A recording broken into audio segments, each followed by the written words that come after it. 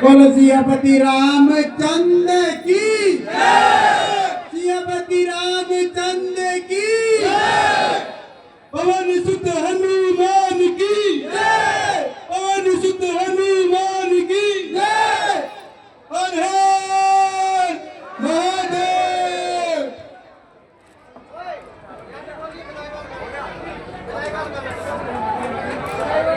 ठीक है, number by number भाई साहब आप विदा हैं हमारी तरफ से, और आप एक एक करके अरे चला देगा काम चला देगा ज्यादा, और भी तो आगे है।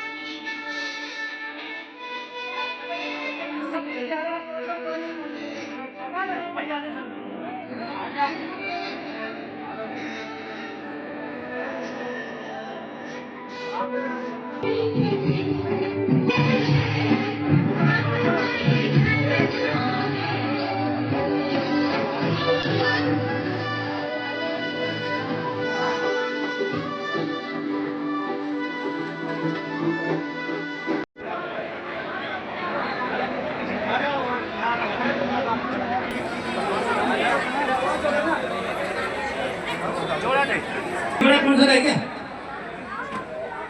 चलो 6 नंबर के समझी आ जाओ दोनों, लड़का और लड़की तरफ से आ जाएंगे जोड़ा भी। 6 नंबर लड़का और लड़की तरफ से, दोनों तरफ से।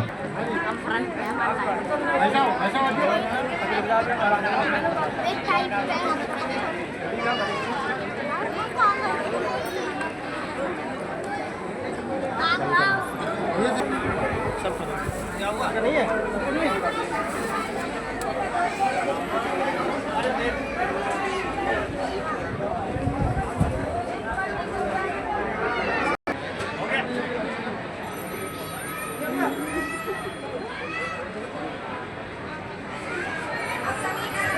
प्रधान मुरारलाल बघेल जी आशीर्वाद स्वरूप 2 शब्द कहेंगे, क्योंकि समय समारोह में उपस्थित होकर मैं अपने आप को धन्य समझ रहा हूँ। मैं प्रतिवर्ष आता हूँ, लगभग तीसरा वर्ष है मुझे आते यहाँ उपस्थित होते हुए। बहुत अच्छा कार्य बघेल समाज युवा संगठन कर रहा है।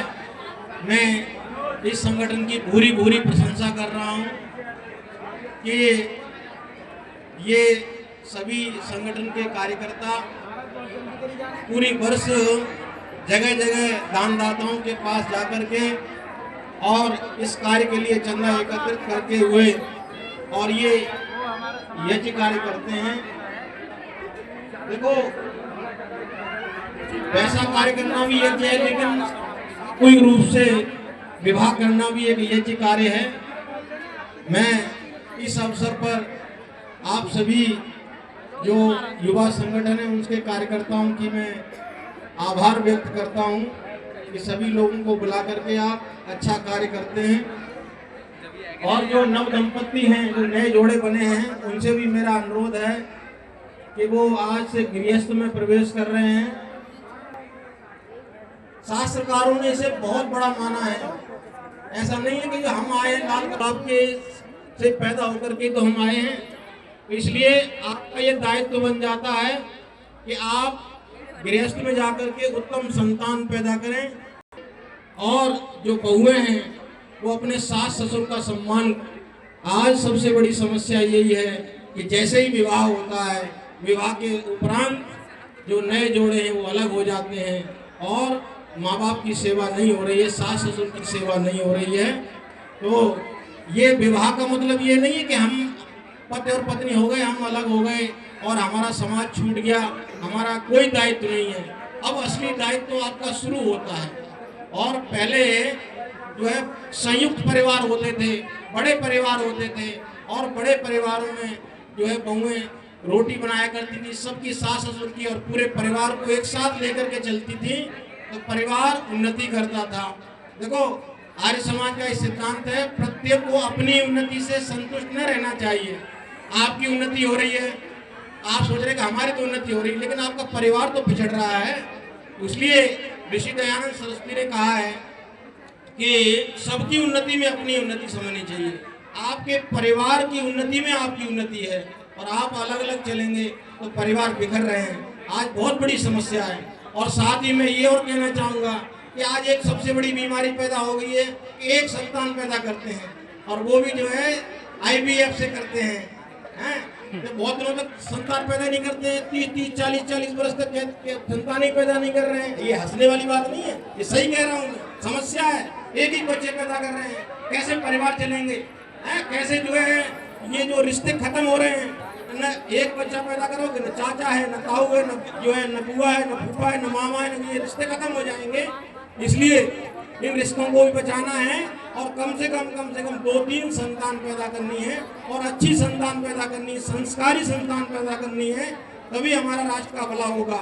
तो ये जब विवाह संस्कार होता है तो इसकी भी आहुति दिलवाई जाती है। मैं जो है कर्मकांडी जो है, मैंने कर्मकांड कराया है, इसलिए मैं जानता हूँ, इसकी मुझे जानकारी है कि, और साथ ही उसको कराते हुए ये भी कहा है कि पशु पालन करने में भी आपको जो है कभी भी प्रमाद नहीं करना चाहिए, आलस्य नहीं करना चाहिए। जब विवाह संस्कार होता है तो विवाह संस्कार कराते हुए पंडित जी यही कहते, जो मंत्रों में आया है